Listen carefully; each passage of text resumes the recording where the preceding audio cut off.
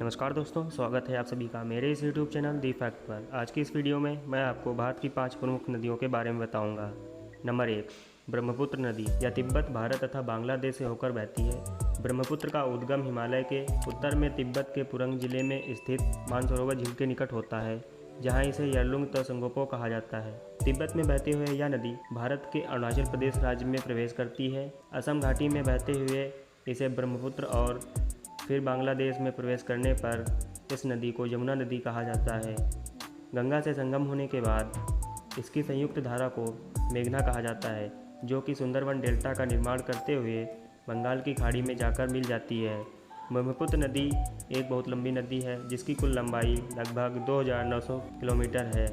संस्कृत में ब्रह्मपुत्र का शाब्दिक अर्थ ब्रह्मा का पुत्र होता है। नंबर 2, गंगा। गंगा नदी भारत की महत्वपूर्ण नदियों में से एक है। यह हमारे देश की प्राकृतिक संपदा ही नहीं बल्कि जन जन की भावनात्मक आस्था का आधार भी है। इसकी कुल लंबाई 2525 किलोमीटर है, जो कि उत्तराखंड में हिमालय से लेकर बंगाल की खाड़ी तक का सफर तय करती है। सामाजिक, साहित्यिक, सांस्कृतिक और आर्थिक दृष्टि से अत्यंत महत्वपूर्ण गंगा का यह मैदान अपनी घनी जनसंख्या के कारण भी जानी जाती है। 100 फीट की अधिकतम गहराई वाली यह नदी भारत में पवित्र नदी भी मानी जाती है। नंबर 3, सिंधु नदी।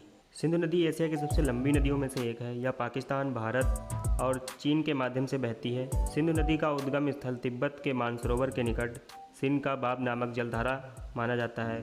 इस नदी की लंबाई प्रायः 3610 किलोमीटर है।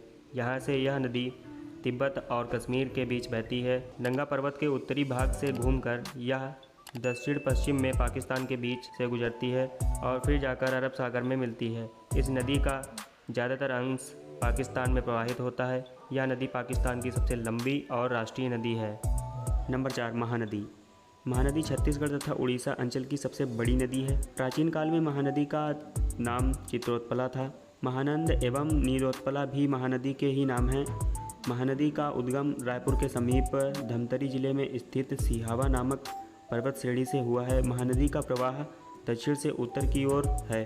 महानदी की धारा इस धार्मिक स्थल से मुड़ जाती है और दक्षिण से उत्तर के बजाय यह पूर्व दिशा में बहने लगती है। संबलपुर जिले में प्रवेश लेकर महानदी छत्तीसगढ़ से विदा लेती है। अपनी पूरी यात्रा का आधे से अधिक भाग वह छत्तीसगढ़ में बिताती है। सिहावा से निकलकर बंगाल की खाड़ी में गिरने तक महानदी लगभग 885 किलोमीटर की दूरी तय करती है। महानदी का डेल्टा कटक नगर से लगभग 7 मील पहले शुरू होता है। यहाँ से यह कई धाराओं में विभक्त हो जाती है तथा बंगाल की खाड़ी में मिल जाती है। इस पर बने प्रमुख बांध हैं रुद्री, गंगरेल तथा हीराकुंड। नंबर 5, सरस्वती नदी। सरस्वती एक पौराणिक नदी है जिसकी चर्चा वेदों में भी की गई है। इसे प्लाक्षवती, वेद समृति, वेदवती भी कहते हैं।